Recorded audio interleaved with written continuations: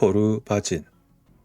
이곳은 남부 시베리아의 해발 약 1300m의 테레콜 호수에 있는 작은 섬을 차지하고 있는 곳입니다.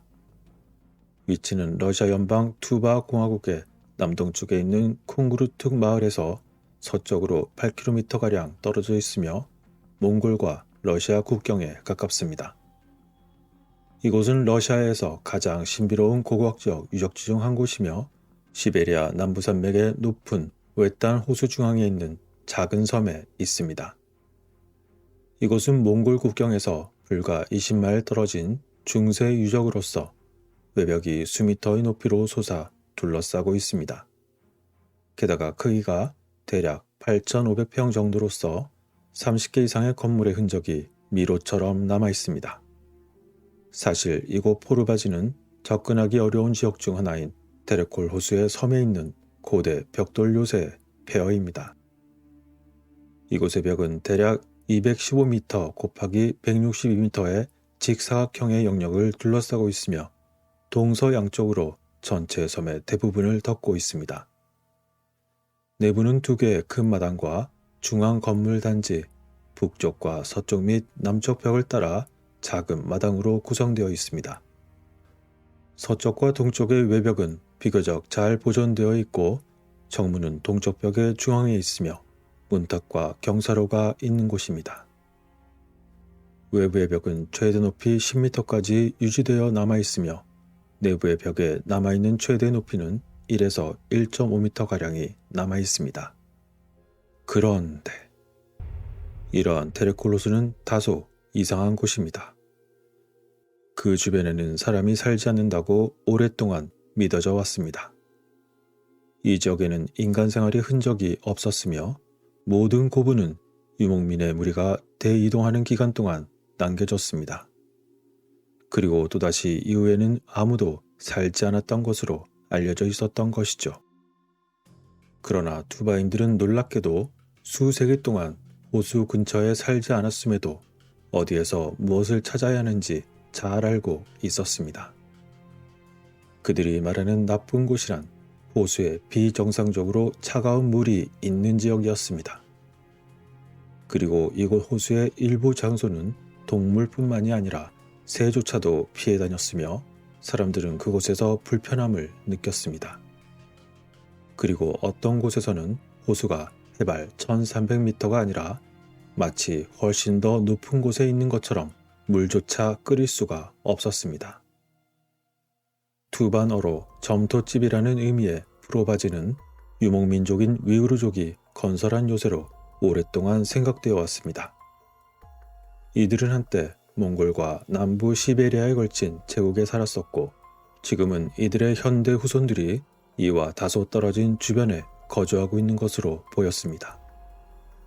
그렇지만 아직도 언제 왜 지어졌는지 확실히 알 수 없기 때문에 현재도 포르바진 문화재단이 이곳을 조심히 파고 있습니다. 실제로 이곳에 대한 조사가 시작된 시점은 1891년 러시아의 지리와 민족 지학자들에 의해서 처음 이루어졌습니다. 그리고 이후에 1950년대와 60년대 초에 고고학자들에 의해서 이곳에 조사가 아닌 첫 번째 발굴이 수행되어 이 요새가 8세기경 위구르 가강국 시대에 건설되었다고 추측할 수 있었습니다. 그러나 발굴된 자료를 살펴보아도 이곳의 정확한 연대를 알 수는 없었습니다. 이 지역에서 발굴된 몇 안 되는 유물들은 서기 8세기 중반까지 거슬러 올라가는 것으로 보였습니다. 이 기간 동안 포르바지는 서기 742년부터 848년까지 지속된 위구르 제국의 주변에 있었던 것이죠. 그리고 특이한 점은 용이나 박쥐와 같은 영혼의 수호자 모양을 한 이곳에 남아있는 타일들이 동양 건축 문화의 영향을 보여주는 듯 했습니다. 이에 대하여 중국인들은 과거 자신들의 영향권 내에서 이루어진 것이라 주장하고 있지만 실제 사실은 아무 말 안 하는 우리와 밀접할 수도 있습니다.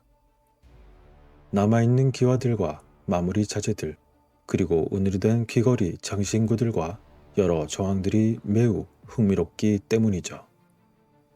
한편 또 다른 이론에서는 한때 위구르인들이 방어 이외의 목적으로 통치자를 위한 궁전이나 기념관을 건설했다는 주장도 있었습니다.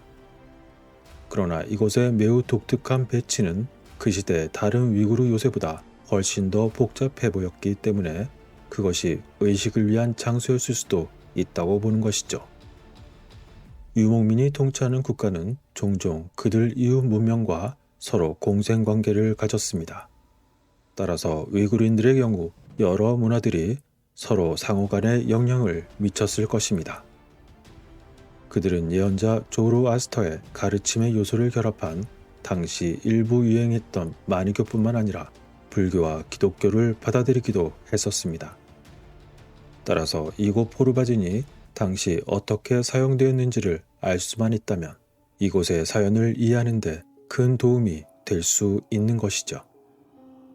그리고 포르바진에서 과거에 상당히 큰 화재가 발생했다는 흔적이 남아있지만 이러한 화재 외에도 이곳을 사용한 자들이 결국 떠나게 된 다른 이유가 있는 것일까요? 여담으로서 이러한 질문들에 대한 답을 위해서 현재 포르바진 문화재단의 후원으로 2008년 두 번째 발굴 시즌부터 약 200명의 작업자가 합세했습니다. 이러한 인원의 발굴은 현대 고고학에서는 거의 들어보지 못한 규모일 것입니다. 그러한 규모가 가능했던 것은 당시 러시아 비상사태부 장관이자 러시아 내각의 유일한 투바족 원주민의 덕분이었습니다. 그는 젊었을 때 포르바진 서쪽의 알타이 산에서 발굴 작업을 했습니다. 그 이후로 그는 자신의 고향에서 주요 유적지를 발굴하는 꿈을 항상 꾸고 있었기 때문에 2007년에 포르바진 문화재단을 설립하여 현장 전문가 작업에 자금을 지원했습니다. 이에 따라 준 군사부대처럼 보이는 발굴 캠프의 기반 시설들과 현장과 호숫가를 연결하는 다리 건설 등 발굴에 필요한 광범위한 지원을 제공했던 것이었습니다. 그들은 심지어 고고학자들에게 헬리콥터를 이용한 수송도 제공했으며 이것은 군대가 고고학 작업에 대규모로 관여한 역사상 두 번째 사례일 수 있는 것이었습니다. 아마도 첫 번째 사례는 나폴레옹이 1798년부터 1801년까지 이집트에서 후원한 고고학적 조사일 것입니다. 이러한 포르바진에서 이루어진 대대적인 발굴 기간 동안 당시 푸틴은 투바에서 모나코 왕자와 예정하고 있었던 사냥 여행을 중단하기도 했었던 것이죠. 어쨌건 다시 이야기로 돌아가서 포르바진의 벽을 따라 이어지는 작은 마당에는 각각 중앙에 건물이 있었습니다. 발굴 내용을 기반으로 한 디지털 복원에 따르면 각 건물이 주거지 역할을 했을 수도 있음을 보여주고 있었습니다. 아마도 그 장소가 만일 수도원이었다면 승려들을 위한 것일 수도 있습니다. 외부 둘레벽의 원래 높이는 거의 4층 높이까지 솟아 있었고 바닥 부분에서 벽의 두께도 매우 두터워 보였습니다. 따라서 이곳이 종교적인 목적의 건물이 아니라 요새였다 하더라도 이 정도라면 이 오래된 폐허가 과거에 거의 난공불락의 요새였을 것임을 시사하고 있는 것입니다. 그리고 이곳에서 찾아낸 목재는 벽을 형성하는 압축된 점토의 벽돌을 유지하는 틀에서 나온 것입니다. 이는 국내 오래된 건축에서 나오는 건축 기술과 매우 유사한 점이 있지만 어떤 이는 이것이 중국에서 유래한 것이라 주장하기도 합니다. 어쨌건 이러한 측면은 이곳의 건축가들이 어디로부터 온 것인지 여러 이론들이 생각나게 하는 대목입니다. 그런데 이곳 정문의 벽 옆에 발굴 작업에서 지표면에서 1m도 안 되는 아래에 영구 동토층이 발견된 것이었습니다. 놀랍게도 테르콜 전체 호수 아래에는 두께 100m 이상의 영구 동토층이 존재하고 있었던 것이죠. 이러한 영구 동토층은 수천 미터 높이의 시베리아 산에서나 있을 법하지만 더운 여름 기온에 땀을 흘리는 상황에선 생각지도 못한 일이었습니다. 영구 동토층은 위에 있는 토양과 매우 유사하지만 구조가 단단하고 따뜻한 공기에 노출이 될 시 빠르게 녹아내립니다. 영구 동토층이 단단한 만큼 호수의 물은 온난화 효과가 있어 이러한 토층이 주기적으로 녹고 있었던 것이죠. 따라서 이로 인해 섬의 제방으로 보이는 측면들이 조금씩 침식되고 있었습니다. 지질학자 및 지형학자들은 이 상태로 침식이 계속 진행된다면 약 150년 안에 이곳에 많은 주요한 벽들이 모두 무너질 것이라고 말하고 있습니다. 이처럼 호수와 포르바진 아래에는 영구 동토층이 있었지만 이곳이 애초에 섬에 지어진 것인지 호수가 포르바진이 만들어진 이후에 형성된 것인지 여부는 알 수 없습니다. 그러나 대체로 지질학자들은 포르바진이 건설되었을 때 이미 호수가 존재했다고 생각하는 경향이 있습니다. 그 이유는 바로 이곳이 요새였다면 방어에 유리했을 것이라는 점이었습니다. 하지만 만일 이 호수를 방어에 사용했다면 그 깊이가 대략 2m도 채 되지 않았기 때문에 기대할 만큼의 역할을 하지 못했을 것이며 이동에 대한 불편함만 증가했을지도 모릅니다. 그 이유야 어쨌건 이곳 유적지에서 중앙단지에 대한 발굴은 이 유적지가 어떻게 사용되었고 어째서 버려졌는지에 대한 열쇠를 찾을 수 있는 곳입니다. 중앙의 영역은 벽을 따라 일련의 작은 마당으로 둘러싸인 두 개의 큰 안뜰에는 두 개의 누각처럼 보이는 것으로 구성되어 있었습니다. 그중 큰 누각은 의료용으로 사용됐을 가능성이 높아 보였고 작은 누각은 개인의 거주지로 사용됐을 수도 있습니다. 그리고 각각의 작은 마당에는 그 시대의 종교 또는 의식 장소로서의 전형적인 배치의 모습으로 중앙에 건물도 있었습니다. 벽은 바닥을 따라서 빨간색과 검은색으로 칠한 고품질 석고로 덮인 정교한 모습으로 만들어졌습니다. 그리고 어느 시점인지는 알 수 없으나 그 이후에 품질이 낮은 석고로 그곳이 수리된 흔적도 있었던 것이죠. 그러나 땅을 파보아도 이곳을 이용한 자의 직업이나 계층을 알 수 있는 인공물처럼 보이는 유물들은 찾기가 힘들었습니다. 사실 전반적으로 유물들이 매우 놀라울 정도로 부족했던 것입니다. 지금까지 발견된 유일한 것은 석기와 철단검, 그리고 도구와 은귀걸이, 그리고 전사의 도리끼에서 나온 철공, 철못, 그리고 한 줌의 도자기 조각이었습니다. 이처럼 적은 유물들은 이를 이용해서 적절한 직업계층을 추정할 만큼 충분하지 못했던 것이었습니다. 그런데 현장의 남서쪽 요새를 발굴한 결과 화재를 일으켰을 수도 있다는 징후가 드러나기 시작했습니다. 화재로 남겨진 잔해에 따라 건물의 건설 및 붕괴 순서에 대한 일부 재구성을 할 수가 있었습니다. 바닥의 파편으로 알 수 있는 것은 지붕이 바닥에 무너지고 다시 벽이 무너졌다는 것이었습니다. 또한 이것들은 무너지기 전에 얼마 동안 불에 탔음을 보여주고 있었는데 그렇다면 화재의 원인은 무엇이었던 걸까요? 지질학자와 지형학자는 여기서 또 다른 이론을 제시했습니다. 그들은 주변의 벽과 중앙단지의 일부에서 경사진 층에 나타난 지진의 흔적을 확인했던 것이었습니다. 그들은 또한 울타리의 남동쪽과 남서쪽 모서리에 있는 벽에서 큰 균열이 있음을 발견했으며 아마도 이것이 지진으로 인해 발생했다고 보는 것이었습니다. 따라서 지진으로 인해 화재가 발생하여 결국 파괴되었을 수도 있다는 것이죠. 하지만 단지 지진으로 무너졌다 하더라도 이처럼 중요해 보이고 당시에 그들 원래 목적을 달성하기 위해서라도 어째서 이곳이 재건되거나 수리되지 않고 그냥 버려진 것일까요? 이러한 포르바진이 요새 여건 아니면 의식의 장소 또는 다른 어떤 것이든 서기 700년대 중반에 건설되어 사용됐을 가능성이 가장 높아 보였습니다. 게다가 벽체에 남아있는 목재에서는 700년대 후반대 사이로 보였는데 이는 아마도 처음 지어진 이후에 추가로 확장되어 지어졌음을 의미하는 것일 수도 있습니다. 만일 이들이 위구르의 통치자였다면 당시 그들은 주변국들과 강력한 정치적 유대를 추구했을지도 모릅니다.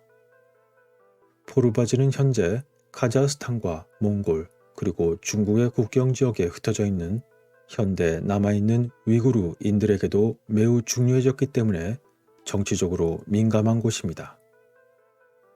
이는 위구르족이 무슬림 인구의 대다수를 차지하고 있는 신장 지역의 측면으로 본다면 특히 불안정한 문제인 것입니다.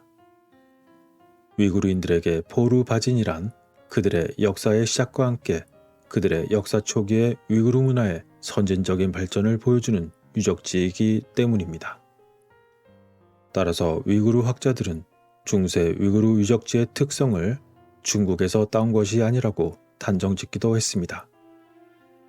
그 반면 중국의 고고학자들은 같은 기간에 유사한 중국의 유적지보다 포르바진의 목조 건물이 상태가 더 좋아 보였기 때문에 깊은 관심을 가지고 있었습니다. 사실은 주인이 따로 있었을지도 모르는데 말이죠. 어쨌건 이처럼 겉으로는 단순한 유적지에 불과하지만 복잡한 관련성을 가진 포르바진. 이곳은 고대 위구르족과 친밀감을 가지고 있는 현지 투반족의 성지이기도 합니다. 위구르족처럼 투르크어를 사용하는 투반족은 무속 관습을 따르고 있으며 정기적으로 포르바진의 울타리 안에 있는 작은 신성한 나무를 방문하고 있습니다. 게다가 이곳을 발굴하기 전에 투바족 샤먼들은 이곳에서 신의 축복을 구하는 의식을 치르기도 했고 발굴 시에도 많은 투바족들이 이들과 함께했습니다. 이처럼 흥미로운 포르바진은 이외에도 방사성 탄소연대 측정을 이용한 많은 이론들이 있었음에도 그리고 고고학자들의 엄격한 기준 하에서 유적지의 3분의 1을 발굴한 현재에도 여전히 수수께끼로 남아 있습니다. 이야기가 많이 길어졌지만 끝으로 재밌는 이야기를 한 가지 더 들려드리도록 하겠습니다. 포르바진을 조사한 지구 물리학자 및 측량사들에 의하면 이곳 요새 아래에서 매우 불가사의한 빈 공간이 있다는 것이었습니다. 그중 일부는 작아 보였고 표면에서 비교적 가까운 곳에 위치하고 있는 것 같다고 했지만 그 외 다른 일부는 그 깊이를 측량하기 어려운 데다가 매우 광범위하다는 것이었습니다. 그런데 흥미롭게도 투바족의 샤먼은 포르바진에서 멀지 않은 곳에 신비한 샴발라의 입구가 있다고 주장했던 것이었죠. 그러나 그곳에 대한 구체적인 위치에 대한 것은 굳게 입을 닫고 있었고 자신은 알 수 없으며 단지 샤먼의 조상 대대로 내려온 이야기라고만 전했습니다.